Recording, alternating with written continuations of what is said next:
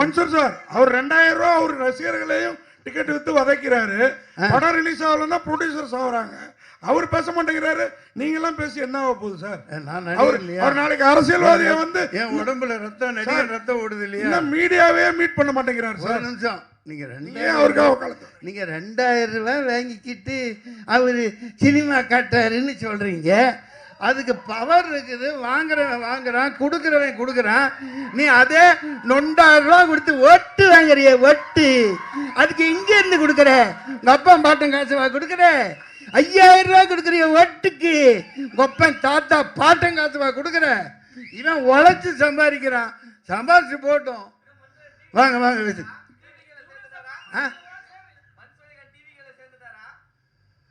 சில்லித்தனமா கேட்க கூடாது. என்னை பத்தி என் கேரக்டரையே புரிஞ்சுக்க மாட்டேங்கிறீங்க. நான் நியாயத்து பக்கம் எப்பவும் நிற்பேன். நான் எந்த இது அதெல்லாம் எனக்கு அப்பாற்பட்டது. அது கொஞ்சம் அரசியலில் அவருக்கு அனுபவம் இல்லாமல் இருக்கலாம், அது வேற விஷயம். இது கருப்பு. அதாவது சினிமாவை காப்பாற்ற தயாரிப்பாளர் சங்கம், நடிகர் சங்கம், இப்படி பல சங்கங்கள் பேரளவுக்கு தான் இருக்கே தவிர சினிமாவை காப்பாற்றுறதுக்கு எதுவுமே இல்லை. இப்போ சென்சார் பாருங்கள். இப்போ விஜய் தம்பி படம், அவர் ஒரு மாஸ் ஹீரோ. மாஸ் இது டயத்துக்கு வர முடியல. பொங்கலுக்கு வராமல் என்ன பக்ரீத்துக்கு விட முடியும்? ஒரு டைம் எப்போ அது சென்சார் எல்லாம் அதுவும் இப்போ சென்ட்ரல் மயமாக்கிட்டா இது ரொம்ப கொடுமை. சென்சாருங்கிறது 4 ப்ரொடியூசர், ஃபைனான்சர் இருக்கணும், டைரக்டர் இருக்கணும். அந்த பாடியில் நடிகர், இந்த சம்பந்தமானவங்களும், சோசியல் ஆக்டிவிட்டி, சமூக சேவகர், இந்த மாதிரி தான் இருக்கணும். இண்டிபெண்ட் பாடியாக இருக்கணும். இந்த சென்சாரு, வெங்காயம், இந்த மசாலெல்லாம் இனிமேல் இருக்கக்கூடாதுங்கிறது என்னோடய கருத்து. அப்படி இருந்தால் எந்த 2 பாடி இண்டிபெண்ட்டாக செயல்படணும். இந்த தகவலை ஏன் சொல்கிறேன்னா, ஒன்று சென்சார், சென்ட்ரல் கவர்மெண்ட், எந்த கவர்மெண்ட்டும் இருக்கக்கூடாது. இந்த சொசைட்டியை பாதுகாக்கக்கூடிய மக்கள் 10-15 பேர் இதில் இருக்கணும். எந்த அரசு தலையீடும் இருக்கக்கூடாது. அடுத்து இந்த தேர்தல் ஆணையம் அது இண்டிபெண்ட்டாக டிஎன் சேஷன் அப்படின்னு ஒரு ஆண்மகன் இருந்த வரைக்கும் அது தேர்தல் ஆணையமாக இருந்தது. அதுக்கப்புறம் கேவலமான மொல்ல மாதிரிங்கெல்லாம் உட்காந்துட்டு இந்த நாட்டை நாசம் பண்ணுறாங்க. இந்த படம் வெற்றிக்கு வாழ்த்துக்கள். ரொம்ப கஷ்டப்பட்டுருக்கீங்க. மக்கள் நல்லா பார்ப்பாங்க, ஆதரவு தருவாங்க. அதிக நேரம் எடுத்துக்கிட்டேன். அடுத்த காட்சிக்கு தயாராகுதுன்னு நினைக்கிறேன். சொன்னார் படம் ஸ்டார்டிங்லேயே வந்து படம் வெளி வரலன்னாரு. எந்த படம் வெளி வரலன்னு சொன்னார்? ஜனநாயகன். அதாவது வந்தாயின்னு நீ வராட்டி என்ன? அதாவது இது வந்து விஜய்க்கு ஆதரவாவோ எதிராக இது கூட புரியாட்டி நீ எப்படி ஐயா பத்திரிக்கையாளர்? இது கூட புரியாட்டி எப்படி ஐயா? அதாவது நம்ம குடும்பம், சினிமாங்கில ஒரு குடும்பம், அவருக்குன்னு ஒரு மாஸ் இருக்கு. அதுல அரசியல் இல்ல இல்ல ஏன் புரியலன்னா, எடுத்த உடனே வந்த உடனே பேசும்போது என்ன சொன்னீங்கன்னா, படத்துக்காக இந்த படத்தை பத்தி பேச வந்துட்டு அந்த படத்தை ஏன் பேசுனீங்க? அதுக்காக தான் எங்களுக்கு புரியல. படத்தை மொத்தமாக பார்த்தேன் இல்லையா? இவர் பட்ட வேதனைகள். ஒரு படம் அந்த டயத்துக்கு வரணும். அதான் சொன்னேன் நான். பிரியாணிலாம் அன்றைக்கி சாப்பிட்ணும், ஃப்ரிட்ஜில் வச்சு 4 நாள் கழிச்சு சாப்பிட்றதுக்கு பேர் பிரியாணி இல்லை. அந்த மாதிரி அது மிகப்பெரிய கொடுமை. அந்த மாதிரியெல்லாம் இனிமேல் இருக்கக்கூடாதுன்னா ஒரு சரியான கேர்ஜி மாதிரி, ஒரு ராவுத்தர் மாதிரி ஒரு சரியான ப்ரொடியூசர் கவுன்சிலில் ஒரு ஆள் இருக்கணும். அநேகமாக எல்லாம் நல்லாயிருக்கும், யாரையும் குறை சொல்கிறதுக்கு இல்லை. இது மிகப்பெரிய வேதனை. அது ஒரு மாஸ் ஹீரோ. அது என்ன அரசியல் நடக்குன்னு தெரியல. கோர்ட்டுங்கிறான், அங்கேங்கிறான், மறுபடிங்கிறான், ஆர்டருங்கிறான். என்னடா நடக்குது இந்த நாட்டில்? என்ன யாராக இருந்தாலும் சரி, சினிமாங்கிற இந்த குடும்பம் அந்த இதுக்கு ஒருத்தர் பாதிக்கப்படக்கூடாது. எத்தனை ப்ரொடியூசர், எத்தனை பேர், அந்த ஆள் எத்தனை ஆயிரம் கோடி போட்டிருப்பான் படம் எடுத்தவன், எத்தனை லட்சம் பேர். அந்த ஒரு பொங்கல்னா அந்த இதுக்கு கொண்டு வரணும். அது தனி மனித சாதனையோ ஒரு ஹீரோவோட வேலையோ அதெல்லாம் கிடையாது. ஒட்டுமொத்தமாக அந்த பாடி ஏதோ ஒரு தவறு நடக்குது. அதை இன்னும் என்னால் புரிஞ்சிக்க முடியல. அந்த வேதனையை தான் சொன்னேன். ஏன்னா இவர் தான் பணத்தை போட்டு இவ்வளோ கஷ்டப்பட்டு எடுத்திருக்காங்க இல்லையா? அதனால் இந்த சினிமாவை நம்பித்தான் நம்ம பிரஸ் எல்லாமே இருக்கும். அதனால் அதெல்லாம் களையணும்னா உண்மையான கருப்பன்கள், உண்மையான ஒரு ஆர்வலர், இந்த நாட்டை நேசிக்கிறவங்க வரணும். டைரக்டர் சார், மன்சூர் சாருக்கு படம் முழுக்க இங்கேயும் சாப்பாடை பற்றி தான் பேசுகிறாரு. படம் முழுக்க சாப்பாடு சீன் வச்சதுக்கு காரணம் இந்த மாதிரி எதுவும் பேசிடக்கூடாதுங்கிறதுக்காக தானே? இந்த மாதிரி எதுவும் பேசிடக்கூடாதுங்கிறதுக்காக தான் சாப்பாடு சீனா? இல்லை சார், அவர் அது சாப்பிடும் போது அழகாக இருக்காரு. ஏன்னா அவர் நம்ம நிறைய இப்போ பெரிய டேரக்டர் லோகேஷ் கனகராஜ் சார்லாம் சொல்லுவாங்க, அவர் சாப்பிட்டாலே ஒரு அழகுன்னுவாங்க. அதனால அவர் சாப்பிட வச்சது கண்டிப்பா அது கதை காலத்துக்கு நீங்க படம் பாத்தீங்க இல்லையா, அதனால ஒரு உண்மையிலேயே நான் அவ்வளோ சாப்பிட்றவங்களாம் கிடையாது, சாப்பிட்ற மாதிரி நடிக்கிறது தான். அந்த காலமெல்லாம் போயிடுச்சு. நான் வெஜிடேரியனை மாதிரி நம்ம அதிகமாக சாப்பிட முடியறதில்லை. இல்லை படத்தில் அது ஓகே சார். நீங்கள் சொல்கிறீங்க சினிமா ஒரு குடும்பம், ஒரு படம் வெளியில் வரல, நம்ம சட்டத்துக்கு புறமான கருத்து இருந்தால் படத்தை சென்சார் நிறுத்தி வைக்கிறதுல என்ன தப்பு இருக்குது சார்? இப்போ இந்த படத்தை உள்ளியா? அப்படி நான் சொல்ல போனால் சொல்லுவேன், இது வேற மாதிரி போயிடும். கேரளா பயில்ஸு, காஷ்மீர் பயில்ஸு, இப்போ இந்த வந்துட்டு இருக்க மத ரீதியான அப்பட்டமான பொய்யை சொல்லிக்கிட்டு இந்த நாட்டை நாசம் பண்ணிட்டு இருக்காங்களே, அதெல்லாம் என்ன மயிருக்கு எப்படி வந்துச்சு? எப்படி வந்துச்சு? இவன் என்ன தப்பு பண்ணா? என்ன பேசிட்டு இருக்கீங்க? நான் நியாயத்துக்கு குரல் கொடுக்குறவன்.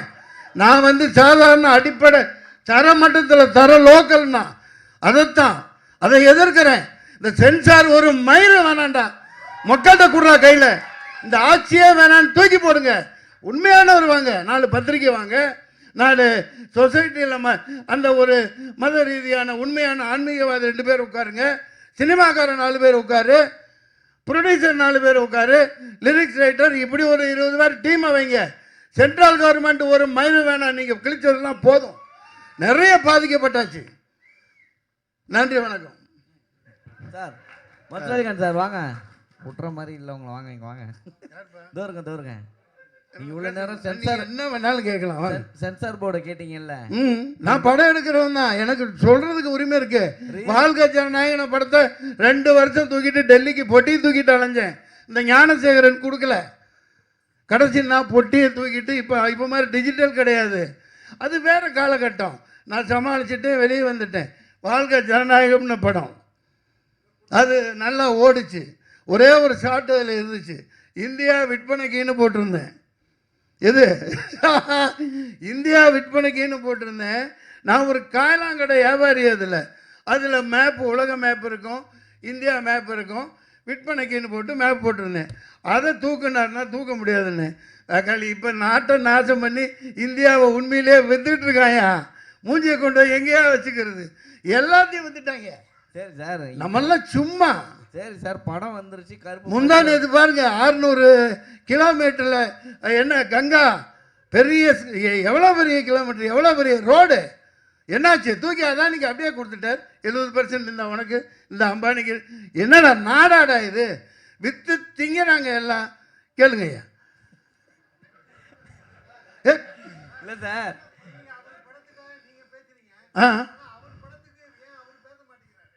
இங்கே ஒன்று புரிஞ்சுக்குங்க.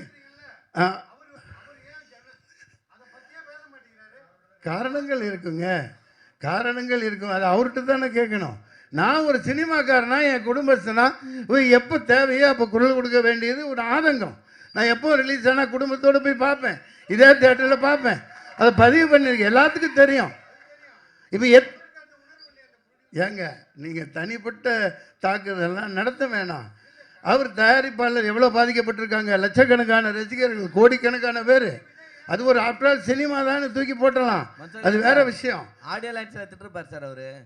ஆடியோ லான்ச்சில் எடுத்துருக்க வரா, அப்புறம் என்ன ஆடியோ புரியல? ஆடியோ லான்ச் ஆமாங்க, அதான் மலேசியாவில் தான் மாலிக் பாய் பின்னிட்டானே, பெரிய மலேசியாவே தூக்கி போட்டு அது வரைக்கும் உலக சரித்திரத்தில் இல்லாத அளவுக்கு பண்ணியிருக்காரு. அவர் தான் ஏழையா சார்? நீங்க குரல் கொடுத்துனுக்குறீங்க. தமிழ்நாட்டில் நடத்திருந்தா பரவாயில்ல. நான் ஒரு ப்ரொடியூசரா, அது உன்னோட பேசுறேங்க. ஆடியோ லான்ச் பல கோடி போயிருக்கும். ஆமா, ஏன் தமிழ்நாட்டில் இருக்க மலேசியால போய் வைக்கிறீங்க? என்ன பேசுறீங்க? அமெரிக்காவில் கூட வைப்பாங்க. நம்ம தமிழ் சினிமா எங்க போயிருக்குது? துபாயில் கூட வைக்கலாம். நல்லா நடந்துச்சா அங்க? என்ன பேசுறீங்க? டிக்கெட் விற்பனை பண்ணி தான் சார் உள்ள அலோ பண்ணாங்க. எது டிக்கெட் வித்து தான் உள்ள? சரி, அதனால உங்களுக்கு என்ன போகுது? நீங்க ஏன் வைத்தறிச்சல் பண்றீங்க? கடைசி வரையும் படம் அல்ல, கடைசி வரையும் கஷ்டப்படுறீங்களே. அதான் சின்ன படம். அது வெறுப்பு அரசியல் கூடாது. இல்ல இல்ல கேளுங்க, நீங்க என்ன கேட்டாலும் நாக்க புடுங்கிட்டு சாவற மாதிரி கேளுங்க. சின்ன படம் தியேட்டருக்கு வரலனா நீங்க கேளுங்க. ரீ ரிலீஸ், கேடிவி, மொபைல் எல்லாத்தையும் போட்டாங்கல்ல, திருப்பி ரீ ரிலீஸ்க்கு தியேட்டருக்கு வரீங்கன்னு கேட்க வேண்டியதானே? இந்த யா- படத்துக்கு யாரை எத்தனை theatre சொல்றீங்க கொடுக்குறாங்க? என்ன சொல்றீங்க உங்க தமிழ்நாட்டுல நம்ம தமிழ்நாட்டுல தான் கேக்குறேன். எந்த படத்தை இதோ இப்ப கூட தான் கீழே மங்காத்தா போயிட்டு இருக்கு, போயிட்டு இருக்கு கில்லி போயிட்டு இருக்குது, போயிட்டு இருக்கு லைனா புது படங்கள் வழி விடுங்கன்னு சொல்ல வேண்டியதானே? ஏங்க ஓடுன இதெல்லாம் ஒரு விஷயமா? நான் கவுன்சில் இருந்தவன், நானும் தயாரிப்பாளர், நான் 11 கூட எடுத்திருக்கேன். இல்ல சார், தியேட்டர் கிடைக்கல. ஆ. இப்போ அவர்கிட்ட டைரக்டர் கேளுங்க, அவர் ப்ரொடியூசர். அதுதான் நண்பர், அதுதான் நண்பர். தியேட்டர் கொடுக்க மாட்டேங்கிறாங்க, ஓடிடி கொடுக்க மாட்டேங்கிறாங்க. இதெல்லாம் சேனலைஸ் பண்ணணும், சரியான ஒரு பாடி இருக்கணும். இராணுவம் மாதிரி ஒரு நம்ம தயாரிப்பாளர்கள், ஏன்னா அவங்க தான் கடவுள்கள், அவங்க தான் முதலாளிகள். அதனால் சகோதரர் கேட்டார், நண்பர், பழைய நண்பர் தான் அவர். நான் இவருக்கு வக்காலத்து வாங்குறதுக்கெல்லாம் வரல, ஆதங்கம். அவர் பேச மாட்டேங்கிறாரு, பேச சார் மாட்டேங்கிறாரு. மன்சூர் சார், அவர் 2000 ரூபா அவர் ரசிகர்களையும் டிக்கெட் வித்து வதைக்கிறாரு. படம் ரிலீஸ் ஆகலன்னா ப்ரொடியூசர் சாகுறாங்க. அவர் பேச மாட்டேங்கிறாரு. நீங்க எல்லாம் பேசி என்ன ஆக போகுது சார்? நான் அவர் நடிகர் இல்லையா? அவர் நாளைக்கு அரசியல்வாதியை வந்து என் உடம்புல ரத்தம், நடிகர் ரத்தம் ஓடுது இல்லையா? இன்னும் மீடியாவே மீட் பண்ண மாட்டேங்கிறாரு ஒரு சார். நிமிஷம், நீங்க ஏன் அவருக்காக வக்காலத்து? நீங்க 2000 ரூபாய் வாங்கிக்கிட்டு அவரு சினிமா காட்டாருன்னு சொல்றீங்க. அதுக்கு பவர் இருக்குது, வாங்குறவன் வாங்குறான், கொடுக்குறவன் கொடுக்குறான். நீ அதே 9,000 ரூபா கொடுத்து ஒட்டு வாங்குறிய, ஒட்டு. அதுக்கு இங்க இருந்து கொடுக்குற, உங்க அப்பா பாட்டன் காசுவா கொடுக்குற?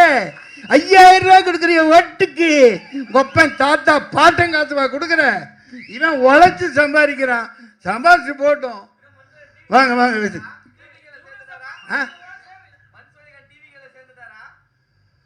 சில்லித்தனமா கேட்க கூடாது. இவர் என்னை பத்தி என் கேரக்டரையே புரிஞ்சுக்க மாட்டேங்கிறீங்க.